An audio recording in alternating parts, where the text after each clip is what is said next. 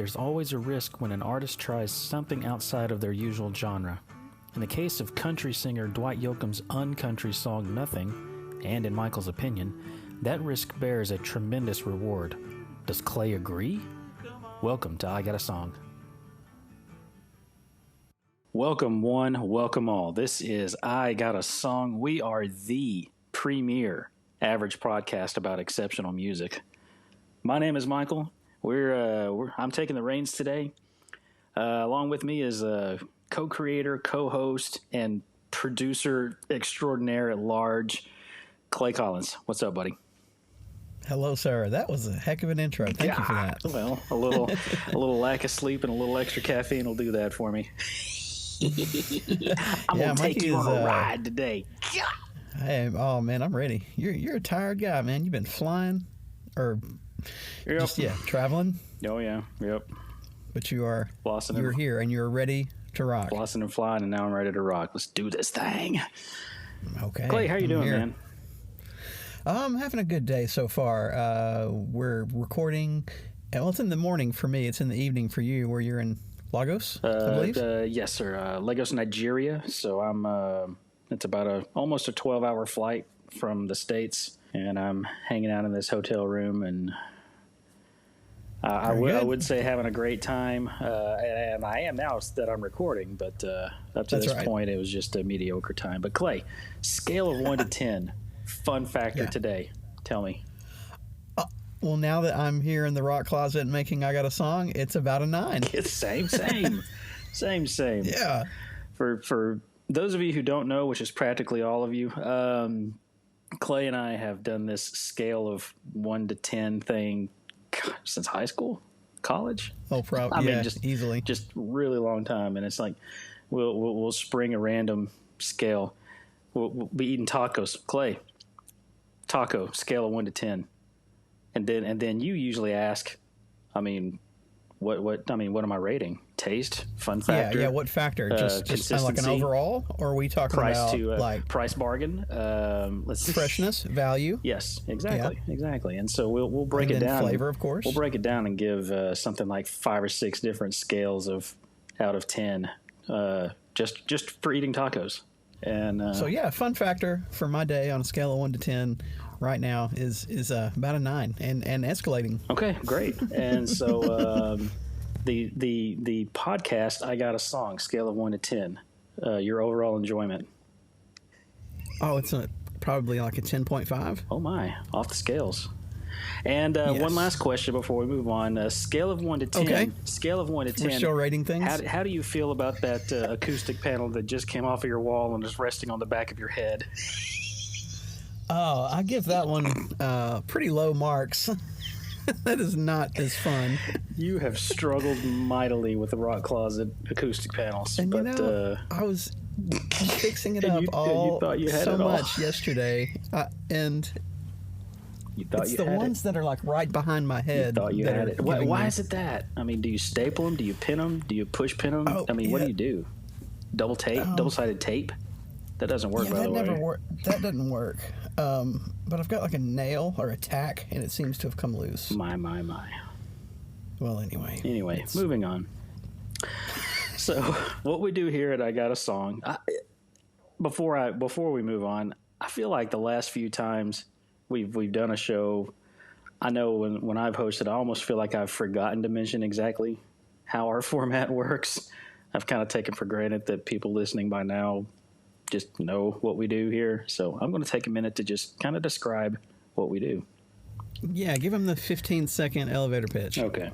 So we share music. That is essentially what we do. We share music with each other and thereby share it with you, the listener. So it's my turn to host, and I have a song picked out ahead of time.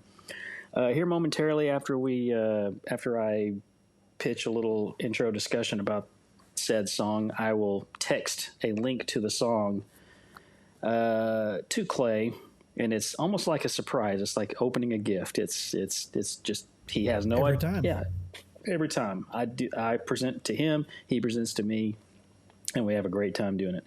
And so I will send it to him. He'll see it, react to it. we go and listen to it, and then when we come back, we just discuss the merits or possible demerits of said song, album, artist, whatever we're discussing. Yep. So that's it. Anything to add? Do you want to look at the analytics? We haven't done that in a little while. We can try to make it real quick. It's been a handful of episodes. Let's do that real quick. All right. Well, I haven't looked at it myself. Real quick. A good little bit, I guess. That's analytics. Cool, so I'm going to go into the app. So what we do on that while Clay is pulling that up, we just take a second to see how our show is growing and what markets it's growing, things like that. Okay. Yes. So what you got? We have surpassed the mark of. We've had over 2,600 plays now. Oh, we got a little notification the other day. That's nice. Really cool. And we're up to 42 Spotify followers. You know? Wow! Really? So that's cool. Yeah. Wow. Yeah. That's been a slow growth, but it's Hey, but that's pretty impressive because. I mean, the last time that we looked at analytics and actually mentioned followers, I think we were still in the 20s. I think it was like 27, 28. The last time we talked about number of Spotify followers. It's been a while. I don't know. But anyway. And then as far as geographic, the top 5, of course, the U.S. Is only 44% U.S. now. So the rest is the rest of the world, obviously. But after the U.S., we've got the U.K. at 11%. Excellent. Followed by France, the Netherlands, and Australia, all at 5%. That is really cool. All right. It is. Yeah. Well, so it's good to see that makes growth me happy. A little bit. Thank you, one and all, for listening and for supporting our show, our wee show. And of course, you can listen to us on any podcast platform that you like: Amazon, Spotify, Audible, Apple, Castbox. All those. And now on YouTube. We are on YouTube. We're still, we have, episodes 1 through 17 on YouTube with more to go Yep. once we figure things out on that end? Yeah. Okay. Yeah, working on it. Excellent. Well, the growth is there, and again, we appreciate it. That's great. That's about it. Let's move forward. Okay, yes, let's. Oh, go ahead. Sorry, I was just going to say, while you had the analytics up, what were the top 4 song episodes? Top episodes. While My Guitar Gently Weeps is, of course, the number 1, followed by These Days. Excellent which song. is episode 32, and then behind that we have God Only Knows, the Beach Boys. So that's the top 3 right there. It was number 4. And then just below that is Super Mario Brothers. Okay. And then number 5 is episode 33, which was the David Galloway interview episode. Excellent. So that's the top 5. Very cool. Yeah. Nice mix. Yes, I believe so. All right. Clay, how do you feel about an artist or a band who takes maybe a significant shift in their sound, either as an experiment, mainly as an experiment? So I'm not saying, necessarily a band that has like trying to reinvent themselves and don't look back, a la someone like Coldplay or Radiohead or whatever. But like someone that just tries something stylistically different from their norm, whether it succeeds or not, but not necessarily just a reinvention. Am I making sense? Yeah. I mean, apart from just like the natural evolution of their So can I give you maybe one example that? Sure. Like Led Zeppelin, Jermaker, or the way it's spelled out, Diremaker, as somebody might mistakenly pronounce. So something like that, where it's like, this typically kind of hard rocking band does like basically a reggae song. Yeah. That's pretty weird. Something along that. And obviously Led Zeppelin didn't become a reggae band. They didn't put out an entire album of reggae or anything like that. They just wanted to try something different and put this song out there. And I really like it. I don't know how it's a good jam. The most Led Zeppelin people feel about it, but I really like it. Yeah, I do too. But yeah, it's very different. And artists have to do that kind of stuff all the time. You don't have to maybe think about like a song. It can be like a band that tried an album of something different and then kind of been like, Maybe it worked. Maybe well, it going didn't, from well, I know. Let's see, like I don't know. Dylan did some different stuff. Yeah, and when Dylan went electric, we talked about that a little while back with the Father Photos. That's right. Changing it up and aggravating people, and then putting out like gospel albums and stuff. And he changed a lot over the course of his. He tried a lot of stuff. That's great. You should. Yeah. Oh yeah. And it's not all a lot of it to success. Some of it not so much success, and some of it is just you want to forget. So.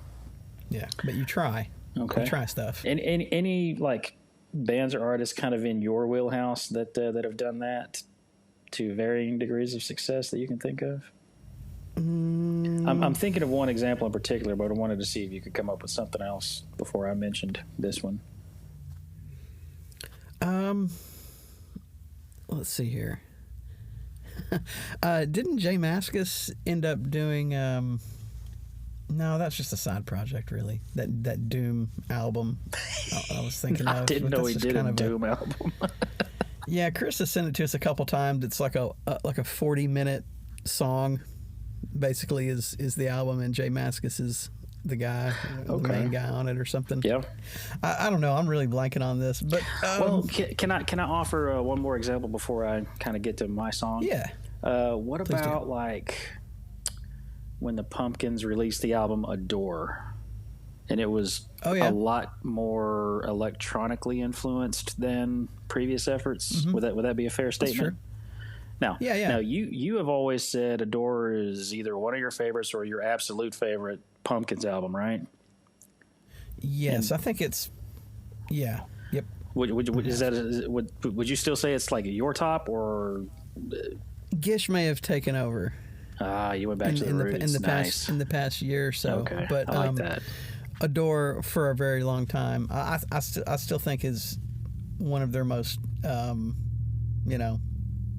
awesome, greatest works, of their catalog. Yeah, and it has grown on me. And it's vastly different. There's not the roaring guitars and everything like the previous stuff. Right. Well, cool. So, yeah. I want to come back to that thought train, but I want to go ahead and kind of get this song going. Just to preface. Or what about Pet Sounds? Pet Sounds? Pet Sounds is a great example. Yeah. We talked about Pet Sounds some episodes back with the song God Only Knows. Yeah, and that was a departure. That was a big dramatic departure for them. And it was one of those things where it fell flat on release, but has since become regarded as one of the absolute best albums ever released. Now, oh yeah, I love the album Pet Sounds, but it's not a top 2 all time for me. But I do love it. But anyway, so the song I'm going to go ahead and send you the song here. It's an artist you might or might not know the song, but we're going to talk about it. Here it comes. So I'm sending the link to Clay, and we'll see what he thinks as soon as he gets through adjusting his acoustic panel. I need to. All right, let's take a look here. And we have Nothing by Dwight Yoakam. Your face says it all. You're like, I like Dwight Yoakam. I know you do. And I don't know if I know this song. Okay, I'm almost positive at some point I've played or sent this song to you, so you'll probably recognize it when you hear it. But I believe you'll understand why I prefaced this song the way I did when we listened to it. This is the song "Nothing" by Dwight Yoakam. And you ready to go take a listen? Yeah, let's go do it. All right, let's go. All right. I couldn't change your heart. I couldn't change your mind. So I just had to learn to live with this empty life you left behind. You didn't try to hear. You didn't try to see. No, you just stared right through the teardrops like there was nothing left of me. But then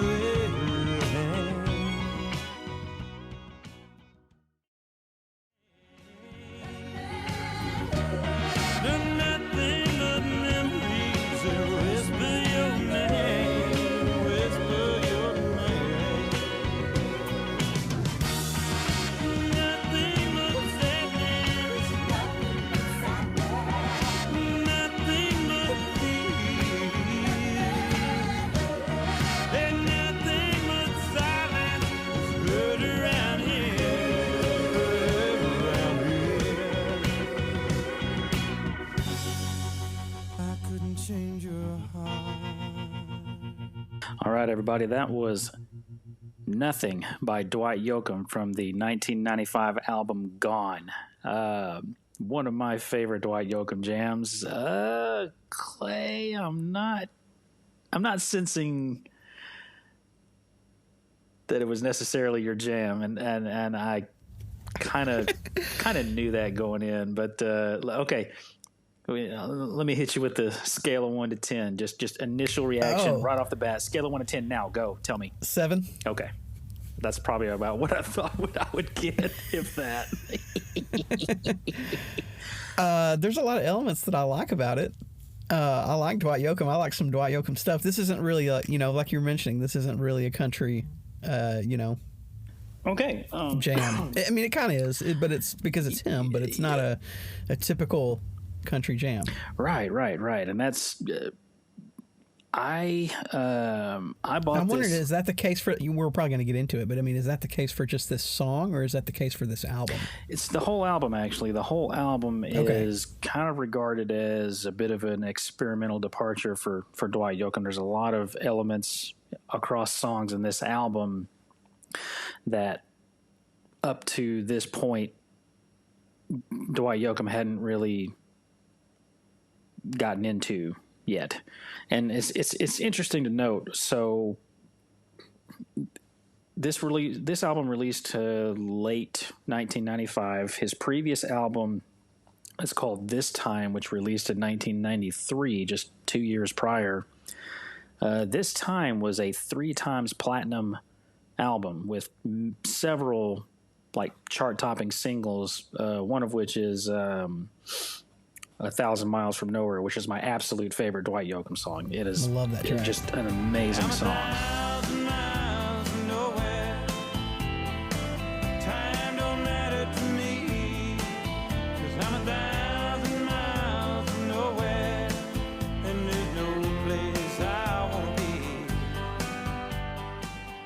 Yep, I love it. And his 2 albums prior to that were big hits as well. So he had 3 albums straight that were putting out a lot of singles, getting a lot of airtime, making a lot of money. So he went from a 3 times platinum album on This Time to this album Gone selling only 350,000 copies.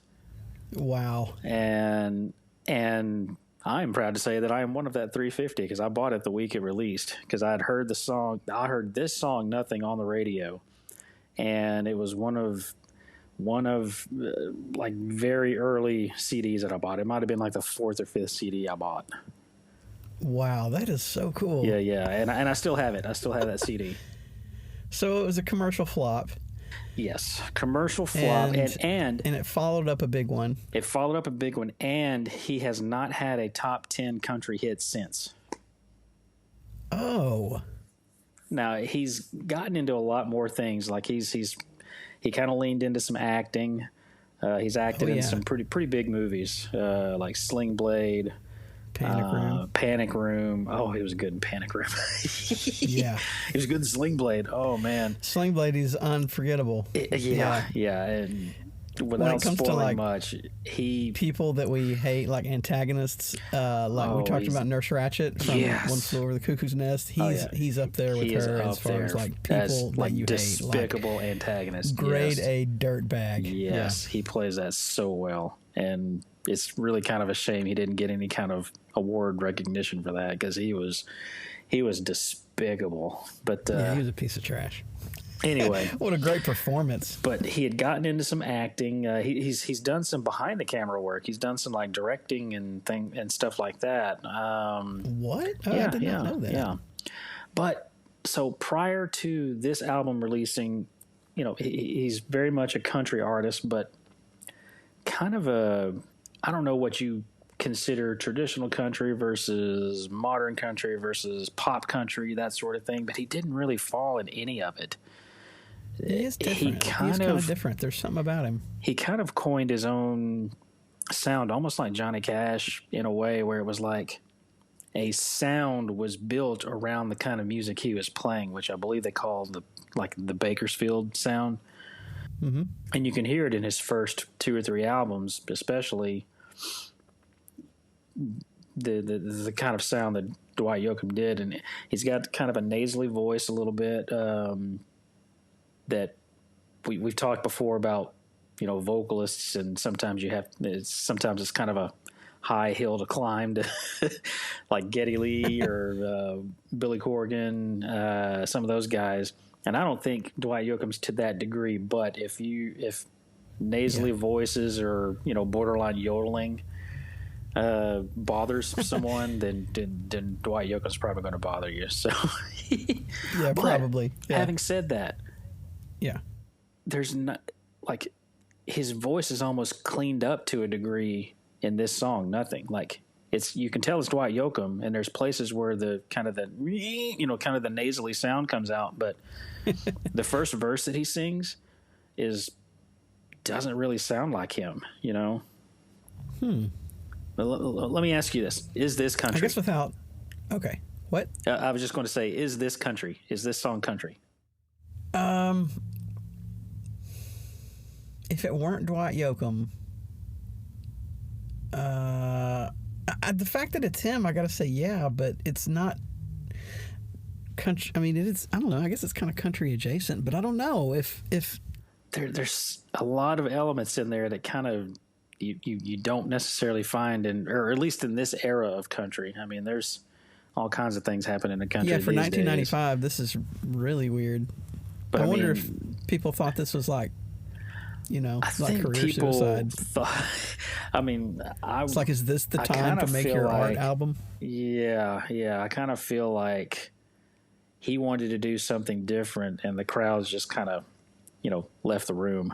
They're like, no, we checked out. And in 1995, I mean, we're already pretty deep in kind of the Garth Brooks era of country, where there's getting to be a shift into like rockish country and more pop elements and things like that. There had already been some pop crossover in country, but it was really starting to get to a fever pitch at that point. But then there were artists that were coming back and saying, no, the pop stuff, the rock stuff is killing country, and we need to go back to our roots. So like guys like George Strait, Alan Jackson, they were kind of coming out and saying, this isn't really country. We are really country, and there's certain artists that are, quote, real country. And there's these other artists that are, trying to cash in on it, posers, and trying to cash in on it, but not really adhering to that. That's funny to hear it like a country perspective on that, because we think like the same thing would be happening in rock. Like this band they're not true punk. And what would you call that? They're not true metal. There's a term for that: posers or sellouts, right? Yeah, and you don't hear the term. Well, yeah, sellouts technically when you sign on with a major from an indie, but yeah, you're doing it for the money. Yeah. And you're, yes, yeah. So anyway, I applauded how different this was, especially in 1995 to my young impressionable age, and this song has just stuck with me ever since. And I mean, it's probably my second favorite track of Dwight Yoakam's after 1,000 Miles from Nowhere, and he's got some just straight bangers that I love. Yeah. But these two songs they could not be more different. I mean, 1,000 Miles from Nowhere. What was your first experience with Dwight Yoakam? Can you think about what the first song was, where you might have been, what it could have been? It would probably been like late 80s. Let me probably Guitars and Cadillacs. Now here's guitars, Cadillacs, hillbilly music, lonely, lonely streets that I call home. Yeah, man, guitars, Yes. Guitars and Cadillacs and hillbilly music. That's where I first heard it, but I didn't know it was Dwight Yoakam, but I saw it. I saw Terminator 2, the part where he goes into the bar, and the biker gang's in there, and they all attack him. And he throws that guy on a grill, and there's the Dwight Yoakam Guitars and Cadillacs playing. Guitars and Cadillacs, yeah, and throw a clip in for that. Throw a clip in for Honky Tonk Man. That came off of this album. Well, I'm a honky tonk man. And I heard can't that seem to song. stop. I heard that song at Thomas's house whenever Melton. Yeah. When I was hanging out with him as a kid. Yeah. I think his mom or his sisters or somebody played it a bunch, and he hated it, and we always thought it was kind of funny. And it didn't bother me that much, but I thought it was really funny how much he hated it, and they kept playing it to bother him. Yep. That would have been. But now I like that song. It's still really, you're just like, that's really bah. It But is I like very, it. I very can't help country, it. but like It's very fun. Dwight Yoakam country, you know. Yeah, it's very hillbilly, but it's still bouncy and fun, and have a good time, you know. All right, just a little piece of trivia that kind of connects you tangentially to Dwight Yoakam. Do you know where he was born? In Kentucky, I believe. But do you know specifically Somewhere in where? Kentucky, eastern Kentucky, I believe, or around the parts where maybe Pike County, where my wife is from, I think, in that area. She's from Pikeville, right? Pikeville, yeah. He was born in Pikeville, Kentucky. Yeah, okay. I was close. Yep. Right on the money. He was born in Pikeville, Kentucky, home of Mr. Clay, producer Clay's lovely wife, Cindy. And, Indeed. They didn't stick around very long after he was born, but yeah. And he actually tried to go to Nashville, but he had this sound in his head that was very not Nashville friendly, and kind of an attitude to go along with it. And he ended up He didn't go to California, did he? He did. He sure did. He ended up going out to Los Angeles, and I think that's probably where he made a lot of his connections to get into the film industry, things like that. But he hooked up with that makes sense too. He hooked up with a guitarist and producer named Pete Anderson, and they've been together doing stuff for the majority of Dwight Yoakam's career. Dwight Yoakam also writes the majority of his own music. He's done a lot of covers. He's covered guys like Elvis. Let's see, I had a list here somewhere and I lost it, but bollocks. You lost your notes. My God, I did. Yeah, Shut it down, Michael. I swear. Fired. Here we go. All right. He's covered Elvis Presley, Cheap Trick, Lefty Frizzell, and Queen. Whoa! I wonder what Queen song he would have covered. Oh, it was what was that song? So I don't take my time too. He's covered Queen. Okay. well, I'll look in post and maybe I'll find something if it's cool. I'll listen to it. It's a song you would know. It's Fat Bottom Girls. I wish. That'd be awesome. Dwight Yoakam. Fat Bottom Girls. Oh my. Anyway, so yeah, I've loved Dwight Yoakam a long time. Like I said, he hadn't had a top 10 country hit since this album, and to be honest, I haven't spent a whole lot of time listening to much of his music beyond this album. But his first few, where he was establishing like what I called earlier, like the Bakersfield sound, and then this album, which was of course a departure for him. I've just always once I got over his voice, like the fact that he wrote the majority of his own music and had kind of this effortless way of singing, even with like the yodeling stuff. But and I just appreciated what he tried to do with the album Gone. And I mean, with this song Nothing in particular, you've got a string section, you've got there's horns, there's some gospel singers, there's like a little bit of everything. There's stuff in there that I know you don't care for in a song. But nothing really bumped me. It didn't like. No, I know. It didn't make me like. I still give it a still give it a solid 7. Oh yeah. And I shared like his knowing that it was going to kind of challenge your normal tastes, so to speak, because you don't like horns in music and you don't like gospel singers in music, so. Generally speaking, you've In made general, you've made exceptions. I know. Sure. Yeah, there are always going to be some exceptions. You're right. You bristle at that. You know me. I do. All right. So, like this album, right? All right. Did you like the whole album, or was it just this song? Or I don't know what 1995 Michael was like. For by and large, this was okay. To answer the first part of your question, you said it was one of your first CDs. You said it was one of your first few CDs, yes, so you probably know it front to back. Probably one of the first 5 CDs I ever bought. Now, I haven't gone through and listened to the entire album in a good long time, and maybe I should do that as my homework, Larry. But, you know, I enjoyed it back in the day, but, I mean, the song Nothing is head and shoulders above every other track on this album. And there's some good stuff, but there's also some, doesn't do it for me kind of stuff on there, so... Well, I guess it was a single because there's a video for it, which we watched. Yeah, which was fun. So there were several singles off of this album. Nothing was the only one that really amounted to anything. I wouldn't necessarily recommend the entire album to someone unless you just had an hour to burn and said, I'll check it out. You know, if you're a Dwight Yoakam fan and you haven't checked this album out, definitely go check it out. If you're a very casual fan of country...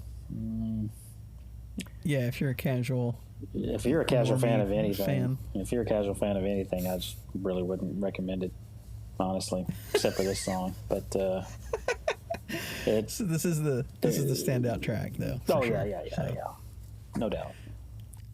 I like it though, and you know what? It could be. It's probably. It's kind of hard sometimes because I want to listen to it again, like right now. You know, if this came on, I'd probably hit back and I'd listen to it again. I'd play it again. Yeah. So that's good. What is your favorite Dwight Yoakam track? That 1,000 Miles from Nowhere. 1,000 Miles from Nowhere. It's so good. And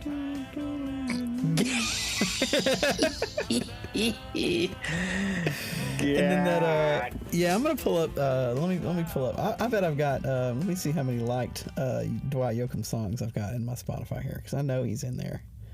While you're looking for that, I kept referring to the Bakersfield sound, and the reason for that is he released a song back in 1988 called Streets of Bakersfield, and it was a duet with an old country music guy, Buck Owens.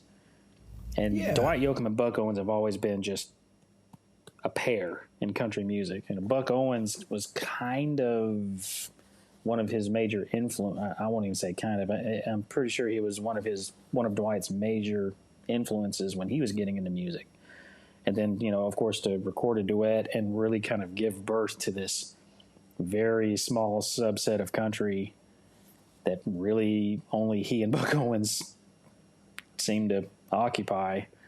I just think that's really cool, It is. That's rad. Yeah, looking at the top 5 or so, Fast as You. I forgot about that one. Yeah, do you remember? It looks like that's the one with the most streams, but also 1,000 Miles from Nowhere, Honky Tonk Man. Yeah. Those are great. Do you remember I Sang Dixie? Nope. Oh, I considered that one when I knew I wanted to do a Dwight Yoakam song. I started with the song Nothing. Yeah, so why this one? Okay. I like the choice. Like the choice. All right. But why not? Why not 1,000 Miles from Nowhere? Yeah, okay. and this is not me. That's a fair question. This is like maybe the listener is like, okay, I like Dwight Yoakam too, but why this one and not? Yeah. That's a really good question, and one that I hadn't really thought about. But this one came on the radio or on my Spotify playlist the other day. It was like a couple of weeks ago. And I was like, oh, God, I just love this song so much. And you know what? It's on the list, and I'm going to do it. Yeah. And I listened to it again, and it solidified my choice. Now, why would I present this song as opposed to another more well-known one? Maybe because it's lesser known, and I wanted to shine a spotlight on someone trying something different. To me, it worked. To someone like Clay, maybe you certainly didn't not like it. You Right. you enjoy the song. You don't love it. You certainly don't love it more than a lot of his other output, which is more traditionally his sound and country in Yes. general. But I just wanted to. I'd listened to it and I'd thought about the question that I asked you at the beginning: bands that wanted to try something different, wanted to experiment a little bit. Maybe they had this song in their head. I don't remember in my notes when or where he wrote the majority of this album, but I have to think that, maybe sometimes there's songs out there that are in your mind or in your heart or whatever that you hold on to until you become more established or well known or something like that. So then you can then present and be like, you know what, I've had all this success, but I want to just try this more for myself than the fans or the radio or whatever. Does that make any sense? Yeah, it does. Yeah, he wants to prove it to himself. Yeah. And he might have put this album out more for himself or a very small number of people, as opposed to, I can't imagine he thought that significantly changing his sound was going to sell 3 times platinum like his previous album did. Yeah, he had to know. Now, I do feel like that the record company did kind of stumble on it and fail him to a degree, because you don't go from triple platinum to barely selling 500,000 records in 2 years at the height of like his sound. You know what I'm saying? So yeah. I do feel like there was a bit of record company kind of sweeping it under the rug kind of thing. They're like, I don't know, man. We'll put it out there, but I'm not really. Maybe they realized it wasn't going to be a thing, and so they didn't spend a lot of time promoting it. Or, exactly. The marketing wasn't there, anything like that. And I feel like if I hadn't have heard it on the radio when I did, and been like, man, what a cool song, I'm going to go get this. I've got to find the CD. And I'm glad I did, because it's one of those things where I'm not so sure that I would even know the song all that well now. Like, I would know all the big Dwight Yoakam hits, but this is a relatively deep cut for him. And on top of that, a pretty dramatic departure from his normal sound. So, but it's cool though. It's cool. That's a really good question that you asked. I mean, 1,000 Miles from Nowhere, I've already talked about it a couple times. I don't know if or when you plan to clip that in there, but that is a wonderful song. My favorite of his, much closer to his normal sound. And if you have any interest in Dwight Yoakam at all, or if you're already a fan, I mean, it moves at a good clip. It's got really good sound. The production's really good. I don't know. It's a great song. It's a great song. So. Now, after that album, the next one was called Under the Covers, and I'm guessing this is a cover album. Do you know? Let's see. But really, what I want to talk about is the 1997. The 1997 album, Come On Christmas. Claus, here comes Santa Claus, riding down Santa Claus Lane, vixen and blitzen and all his reindeer, pulling on the rein. Bells are ringing and children singing, all is merry and bright. Do you have you heard the Dwight Yoakam Christmas album from 1997? I have not. I have not. Me neither. But we will. Yeah, we're starting this thing, I suppose, where we're seeing if any of these artists have done Christmas albums and how good they are. And I have not listened to any of that. We just decided. We did the Dylan thing, and it was so funny. So you mentioned this album Under the Covers, which again is a cover album. He does a duet. Lucky guess. With Sheryl Crow on a song called Baby Don't Go. And it's an old Sonny Bono song.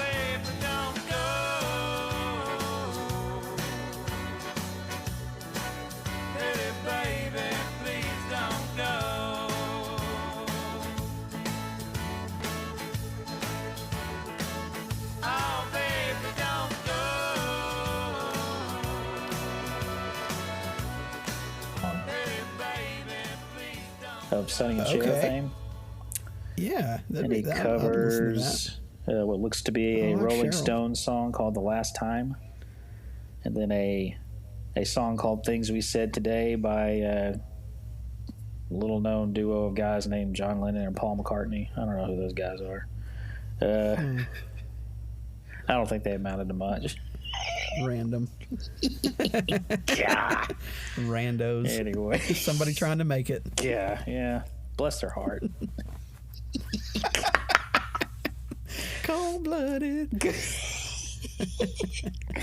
Anyway, I don't have much else to say. It's a cool song. I'm going to listen to it again. Well, maybe in a later episode, I can ask you if you did revisit the song and if your opinion of it changed, improved, or lessened. Yeah, that's something that we could talk about on our retrospective episode. I'd love to do that. Hey, yeah. Looking back, how do you feel about this song now? Mm-hmm. Yeah. Okay. Well, that's all I got, man. And I feel like it's a fun, kind of cool song. Well, it's not really fun. It's kind of sad and depressing. But but like just the way that it moves, it's like, we always say, hey, if this song makes you think of someone, send it to them. I don't know if it's one that I'd be like, Clay, man, I hadn't talked to you in a while. Here's this song, Nothing by Dwight Yoakam. This one doesn't really conjure up specific memories of times and places. No. But I would submit with this song or this idea in general more towards yourself. Like if you want to challenge yourself, find music by an artist that you love that maybe they tried to do something different. Find an artist that you loved at first and maybe they had a dramatic shift in their sound and didn't come back. And I'll tell you one band, and you may laugh at me until, we're old men, but I really liked very early Coldplay. Like their first two albums, I still like their first two albums. Parachutes and a Rush of Blood to the Head, I believe. And then they kind of went way off into pop, like electronic territory, and they're unrecognizable. They just kind of fell off the rails. Way off. But no. But, bands do these things. It's just like, I know we talk about the Pumpkins on like every episode, but like they're foundational to our music.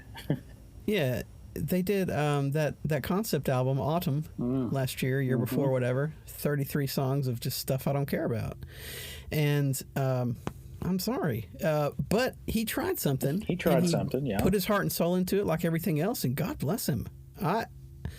You can't have a career like this without some bumps and without some criticism and without somebody saying, I just want, and I respect the Pumpkins for like the fact that there's nobody who has like heard more trash from fans than Billy Corgan, I imagine. It's like, why can't you make Siamese Dream Part 2? Why can't you make, Melancholy Part 2? Why can't you do this and this? So, but they're doing their own thing. The thing is if, let's say, everyone clamors for Siamese Dream 2, and he puts out what is basically Siamese Dream Part 2, well, then there's another group of people that are going to come out and say, well, they're not trying anything different. This is the same. It's unoriginal. It's uninspired. Blah, blah, blah. I don't care. There's always going to be. You're never going to please everybody. You're never going to please everyone. That's exactly right. Have you heard that new Pumpkins album? I have not had a chance to listen yet. No, I've not gotten to it.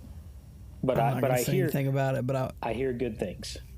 I'll say that. Yes. Okay. So we'll save that for another discussion. Oh my. Okay. So if you want to hear our opinions on, not even related to the song that I shared.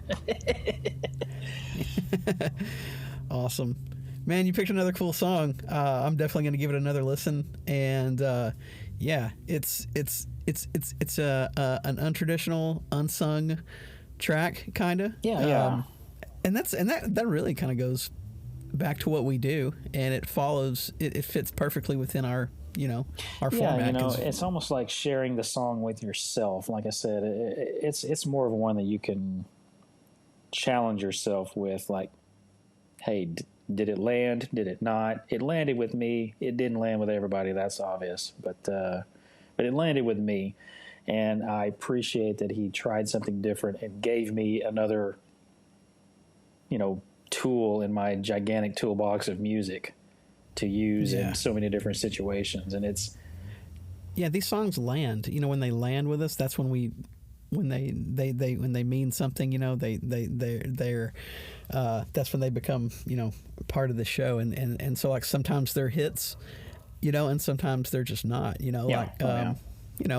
that band Full Body 2 on episode 12, 13. Yeah. That's not a hit. No. That's not very well. But it spoke to you. It did. It did. And so it got, they got 2 songs on that episode. And then who else? Like Pink Shiny Ultra Blast? Oh, yeah. It's not very well known. Okay, and this next episode that we're about to do is going to be somebody you've never heard it. I'm pretty sure it's going to be completely fresh to you. It probably will be. If you think it will be, there's a very good chance that it will be. Yeah, I think it will be. So I'm looking forward to that. All right, bro. Well, that's all I got. I think we're going to wrap it up. Clay, if you don't have anything else, scale of 1 to 10, this episode of I Got a Song. Go. Oh, the episode is easily an 8.5. I passed. That's all I want. That's all I want. You did. You got an 86 on your paper. Well, this has been I Got a Song. Thank you so much, everyone, for listening. Go check out Dwight Yoakam. Give his wider catalog a listen. Let us know what you think. Get back to us, and we will see you on the next episode. Clay? All right. See you later. See you. Bye-bye. Hey, we really appreciate you listening to the show. If you've enjoyed what you heard today, go ahead and check out the rest of our episodes and share them with your friends. Be sure to follow us and find us on Instagram at I Got a Song Podcast. You can find us on Twitter at I Got a Song Pod. And we would love to hear your voice, so leave us a Google voicemail at 323-903-SONG. Thanks a lot. We'll see you next time. Sul.